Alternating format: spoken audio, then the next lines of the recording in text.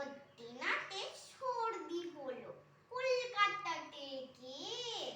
আচ্ছা করে জলাম নিল নরসিনাকে দিয়ে।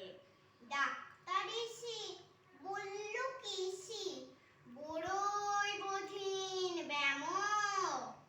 এসব কি আর সুচ কি ছাপ? আরে আরে রাম, আমার হাতে পড়লে পড়ে ইস্ত্রি করে দেখি রোগটা কেমন কঠিন কিনা আসল কিংবা মেকি। থার্মোমিটার মুখে দিয়ে সাবধানে রাখো।